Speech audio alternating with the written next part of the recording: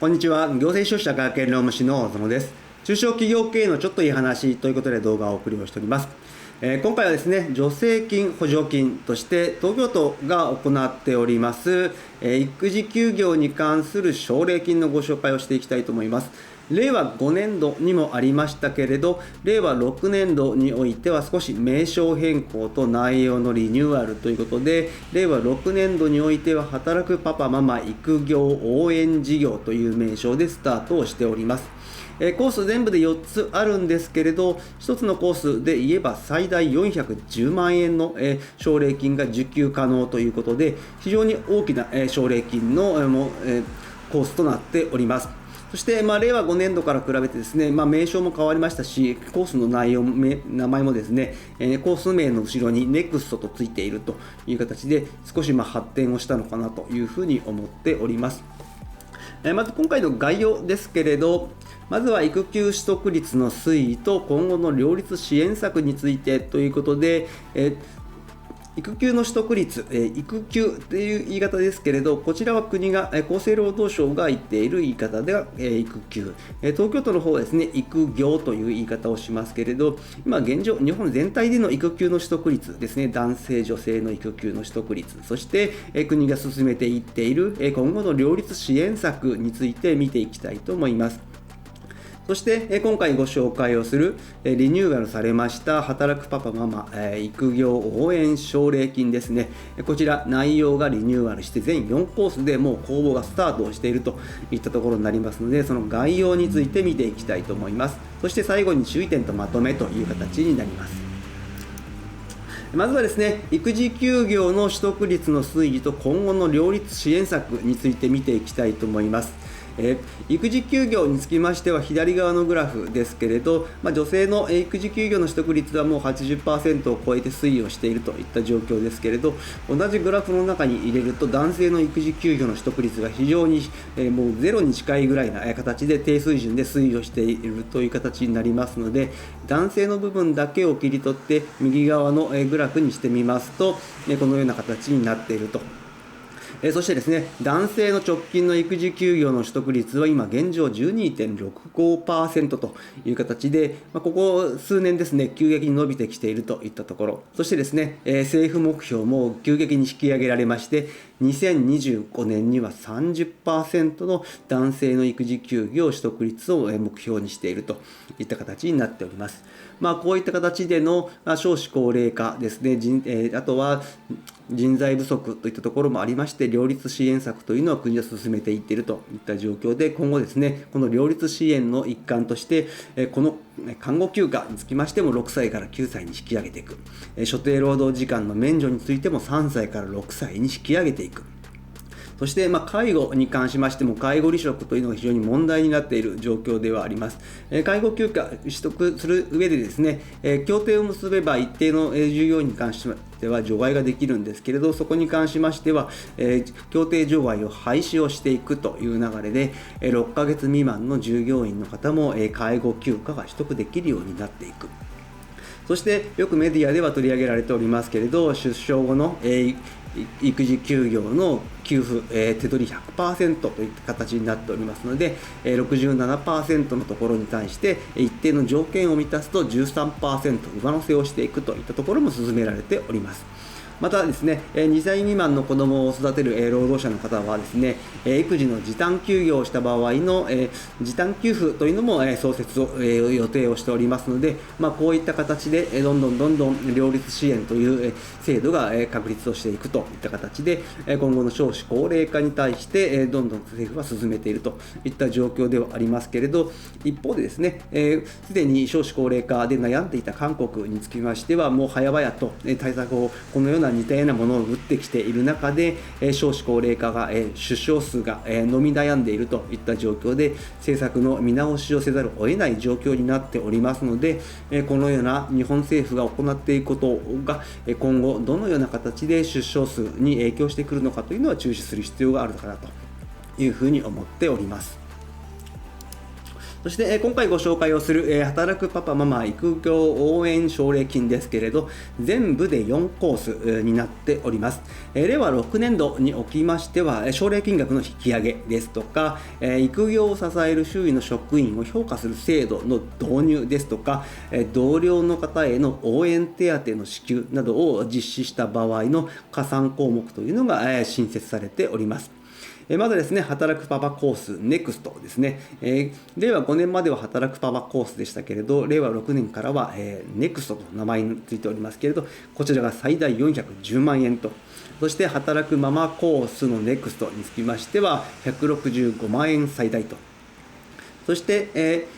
パパとママで協力した場合のパパと協力ママコースというのがですね、こちらは100万円と、そして働くパパコース NEXT でさらにもっとパパコースという形になっておりますけれど、こちらはですね、最大170万円という形で、このような形で全部で4コースですね。一部のコースはですね、内容が違えば、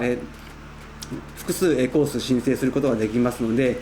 働くパパコース NEXT は410万円ですけれど、会社さんによってはもっと奨励金をもらえる会社さんも出てくるかと思います。そしてその内容ですけれど、働くママコース NEXT の方ですけれど、対象企業につきましては都内の中小企業法人になりますけれど、ママの方が1年以上の育業から現職に復帰をしていただいて、復帰後3ヶ月以上の継続雇用をするといった条件がありますけれど、雇用環境の整備ですね、育児休業期間の延長ですとか、中抜きありの時間単位の看護休暇等を導入するといった形で、就業規則にですね、法定以上の取り組みの内容で取り組みをしていただくと。そして復帰をした場合にですね、面談をしていただく、また育業中のですね、社内の情報提供だとか資料の提供をしていただくという形のルールがありますけれど、それを満たした場合には奨励金額として125万円という形になっております。さらにですね、加算措置というのがですね、ありまして、2項目用意されております。項目ごとにそれぞれ20万円もらえるという形になっておりますけれど、一つは応援評価制度の導入と表彰制度の整備、そして応援手当を支給した場合、それぞれですね、行っていただくと20万円加算がされるといった状況になっております。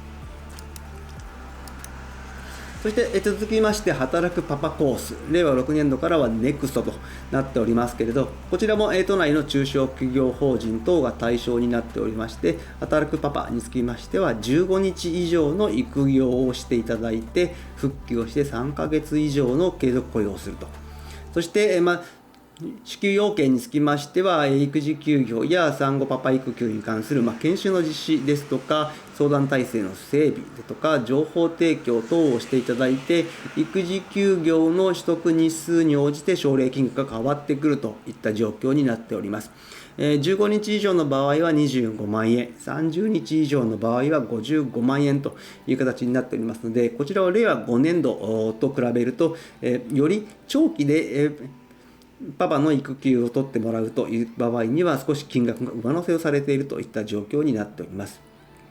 そして働くパパコース NEXT につきましても、加算措置というのがありますけれど、全部で4つ用意されておりまして、そのうちの2つにつきましては働くママコース NEXT と同じといった形になっておりますが、働くパパコース NEXT における独自の加算項目としては、管理職等がモデルとなって情報発信をするということ、そしてマニュアルの整備とメンター制度を整備するといったところ、これらを導入していただきますと、それぞれ20万円加算がされるといった状況になっております。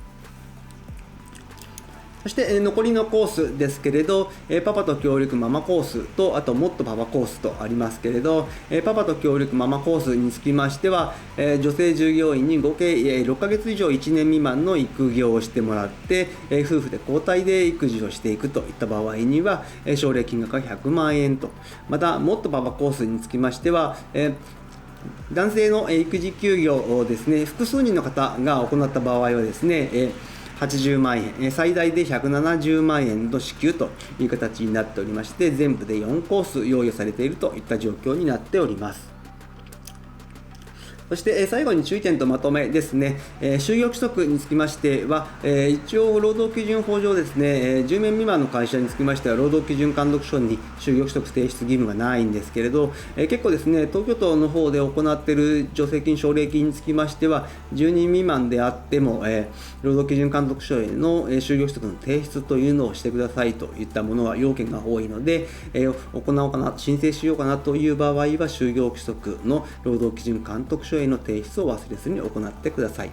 また、この令和6年度におけるこの応援奨励金ですけれど、こちらは過去に受給している場合には受給できないという形になっております。そして応募の期間と申請の回数ですけれど、各コース1回限りといった形ですね。また、過去のコース申請している場合はできないと。そして、募集期間につきましては、令和7年の3月31日までですけれど、早期の締め切りの可能性がありますといった形になっております。そして、パパと協力ママコースの場合はですね、育業促進等に関する取り組み計画の作成が必要になってくるんですけれど、こちらに関しましても専門家を利用してですね、作成の支援を手伝ってもらうことができるという形になっております。この派遣につきましては無料で派遣回数は3回まで、そして派遣時間につきましては原則1回につき2時間という形になっておりますので、パパと協力ママコースの方を申請しようとする場合はですね、この取り組み計画の作成を専門家と一緒に進めてもらえればなというふうに思います。今日の内容が明日からの経営にちょっとだけ役に立つことを願っております。ご視聴ありがとうございました。それではまた次回。